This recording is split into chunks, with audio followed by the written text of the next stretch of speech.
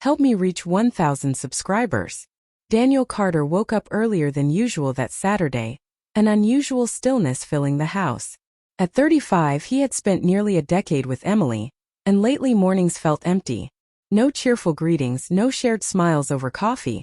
Just silence punctuated by the buzzing of her phone. As he walked past her home office to grab his laptop, curiosity got the better of him.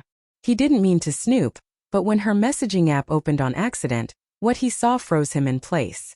In a chat with her closest friends, Emily had typed, "I don't love him anymore. Honestly, if Daniel just disappeared before my birthday next week, that would be perfect." No laughter followed, only a reply from one friend. "Girl, you're savage." Emily had answered simply, "I'm just being honest. I'm tired of pretending."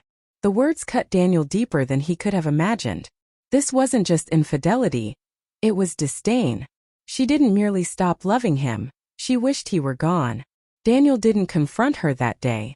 Instead, he observed. Emily became colder, spending late nights with vague excuses and keeping her phone face down. Daniel quietly started documenting everything.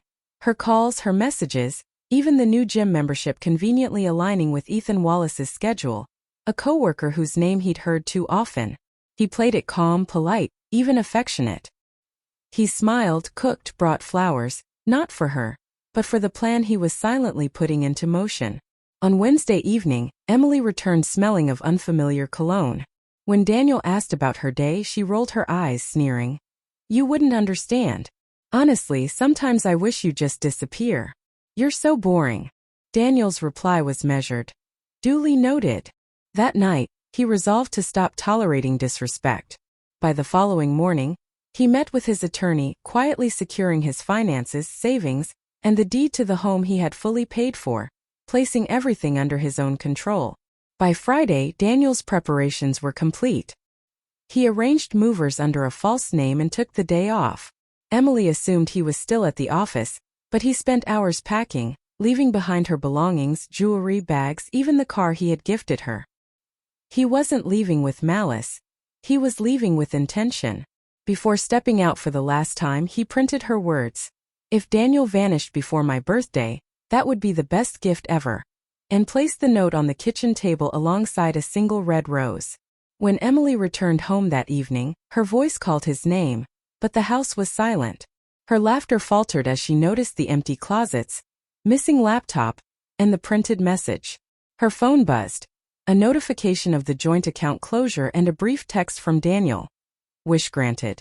Enjoy your gift." Reality hit. The man she had mocked was gone for good.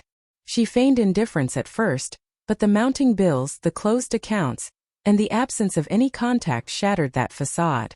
Even her friends began to distance themselves, whispering about how she had driven away a good man. Daniel meanwhile rebuilt his life. He relocated to Denver, found a peaceful apartment overlooking the mountains, and joined a new firm where no one knew his past. He focused on himself, working out, traveling, and rediscovering serenity.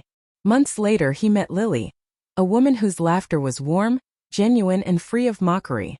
For the first time in years, he felt truly alive. Exactly 1 year later, on Emily's birthday, an envelope appeared at her doorstep. Inside was a photograph of Daniel smiling beside Lily, accompanied by a handwritten note. "You wished I'd vanish before your birthday. I did. Best gift we ever had." Tears streamed down Emily's face as she sank to the floor, finally understanding the cost of cruelty. She had mocked and humiliated a man who had loved her, and now he had moved on to joy without her. Her subsequent attempts at contact, emails, messages, cards, went unanswered. Daniel held no grudge. He simply embraced life beyond her. Emily came to learn a hard truth. Love doesn't disappear overnight. It fades under ridicule, neglect, and disdain. The man she had once taken for granted was now just a memory, haunting each birthday with the quiet proof that the most lasting punishment is not revenge. It's witnessing the person you demean find peace without you.